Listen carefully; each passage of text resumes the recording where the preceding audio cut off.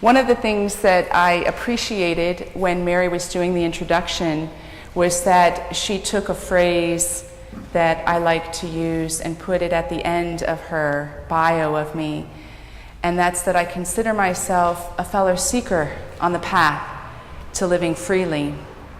So even as I'm the one down with the message coming out of these vocal cords, I do so with no posturing of being any sort of authority, but I do so because I'm a lover of this playground, and having the opportunity to be with you in any capacity to explore some of these themes that are so integral to our happiness, I'm willing to step up and do.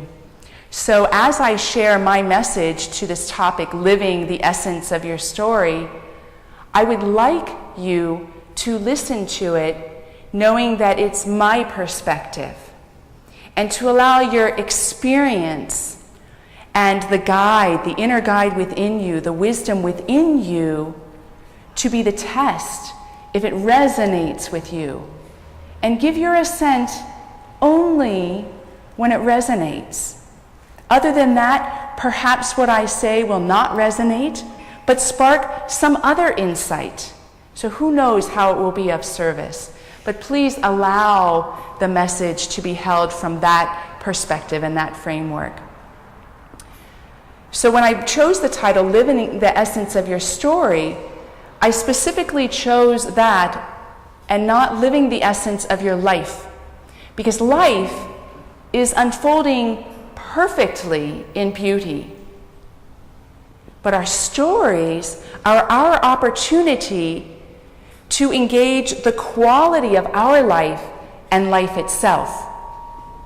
So when we live in the essence, our happiness and our freedom are in direct proportion to the quality that we have of how essentially we're touching why we're here and what we're about and what ignites us. And even to choose that title, I'm coming to it with a number of different assumptions.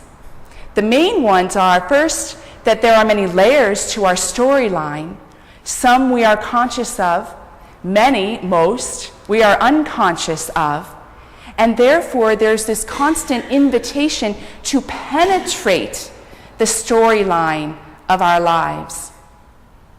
And the second assumption that I'm making is that our conscious participation is part of the process of living fully.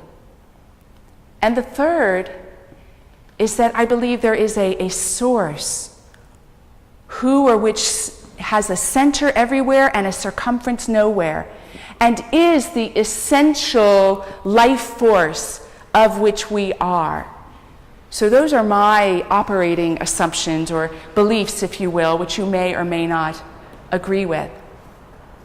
And life, it happens whether we participate consciously or not. But life is dynamic the more consciously we participate. Life, this created matrix in which we're moving, becoming in, doesn't hang on our yes, but it hungers for our yes. It hungers for us to reach in and want the more that we know we're meant for, and in which we might say, I'm living fully. A first step in touching the essence of our story is that it's a solitary path. It was one of the reasons that I chose that particular poem. My love, the mountains and the solitary wooded valleys. There is something about a solitude that has to take place within us, willingly and wholeheartedly, in order to come to the essence that is uniquely ours. And that can seem kind of scary. What does that mean if I'm going to walk a solitary path? Does it mean that I'm going to lose all my friends? Does it mean that I'll have to change my career? Does it mean that I'll have to make different life choices that put me in unfamiliar realms? Sometimes yes, sometimes no. But if you look at the people in our world, both who are living now and who have lived in ages past, that inspire us. In fact, take just a moment in the silence and think of at least one person that you draw inspiration from. And if you hold that image before you, they stand like this column of light, don't they? There's something fiercely independent about the way that they're engaging their lives in the world. Gandhis, Hildegard of Bingen's, Teresa of Avila, Einstein, all of these people, as they even pass on from their physical lives, become icons and symbols where we even use their names to describe qualities in other people. There is something so dynamic about that presence that it is at one and the same time solitary and yet connects with humanity and the world in the largest sense, without the boundaries of I'm this or I'm that, and with the only identification of being as true as they could possibly be to stepping into the fullness of their lives. The solitary path. And each one of us is called to that solitary path. It's the only way. There isn't another way. But it's not something that we need to reach for or grasp for. I love this line in the Hebrew Scriptures.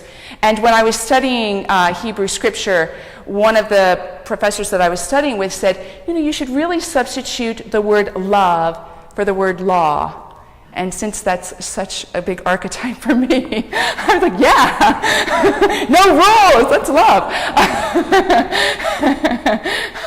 But love carried a connotation with it that was a little closer to the import of whenever that word law was used.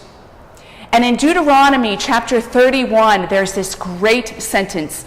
And it's God speaking to a prophet to share the word with all the people. And God says, my love is not too mysterious and remote for you. It is not far up beyond the sun that you might have to figure out a way to fly and catch it. It is not across all the oceans that you have to build a ship to grab it. No, it is already written upon your hearts and upon your lips. You have only to carry it out. We need go nowhere to live this full life.